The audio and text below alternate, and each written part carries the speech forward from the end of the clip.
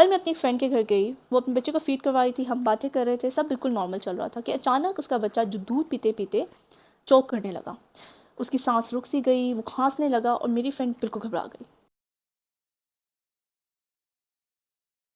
अस्सलाम वालेकुम जी, मेरा नाम डॉक्टर हमायल जाहिद है। मैं एक फार्मासिस्ट हूँ और स्टेप बाय स्टेप पेरेंटिंग की फाउंडर भी। आज हम जानते हैं कि बच्चे क्यों दूध पीते पीते अचानक से चोक करने लगते हैं।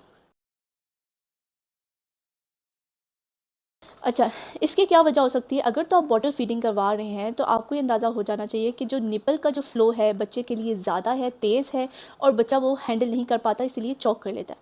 तो आपको चाहिए कि एक निपल साइज़ डाउन कर लें। लेकिन ब्रेस्ट फीडिंग में हमें कैसे पता लगेगा, उसके लिए जानते हैं।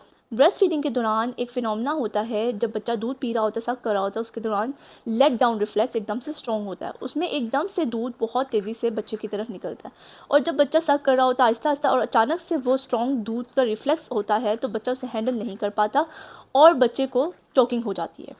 न्यूबॉर्न फेज़ में बच्चे की जो ब्रीथिंग और स्वॉलिंग कोऑर्डिनेशन होती है वो भी मैच्योर नहीं होती, वो भी सीख रहा होता है। तो बाज़ औक़ात दूध पीते पीते बच्चा स्वॉलिंग और ब्रीथिंग में कंफ्यूज हो जाता है और कोऑर्डिनेट नहीं कर पाता, जिसकी वजह से अचानक से वो चोक कर लेता है। इसीलिए कभी कभी बच्चे को मिल्क हैंडल करना मुश्किल हो जाता है और वो खांसने लगता है और चोक करने लगता है। ज़्यादातर केसेस में बेबी का जो कफिंग रिफ्लेक्स होता है वो खुद ही एयरवे क्लियर कर देता है और इसमें कोई घबराने वाली बात नहीं होती है। लेकिन ये देखने में बहुत स्केरी होता है कि एकदम से बच्चे का सांस रुक रहा है तो माँ लाजमी घबरा जाती है। अच्छा, अब क्या करना चाहिए जब ऐसा कुछ हो? पहले तो आपने बिल्कुल पैनिक नहीं करना और ये कुछ स्टेप हैं जो आपने फ़ॉलो करने। सबसे पहले तो आपने बेबी अगर कफिंग स्टार्ट कर रहा है, चोकिंग कर रहा है, तो आपने उसको फ़ौरन से अपराइट पोज़ीशन में बिठा देना है अपने हाथ की मदद से अपने साथ लगा के।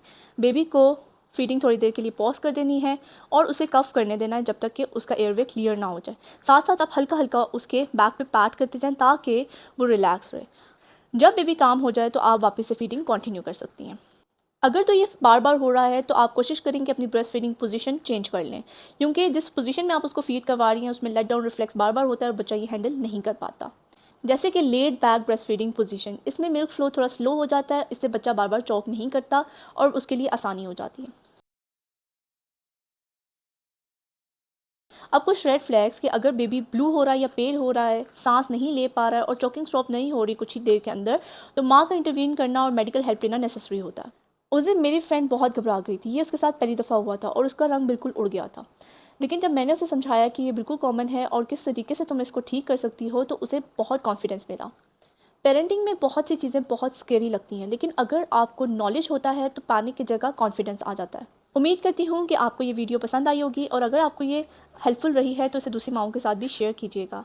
मेरे चैनल को लाइक कीजिएगा, सब्सक्राइब कीजिएगा और नई माओं के साथ ज़रूर शेयर कीजिएगा। मिलते हैं अगले टॉपिक के साथ नेक्स्ट वीक। तब तक के लिए अल्लाह हाफ़िज़।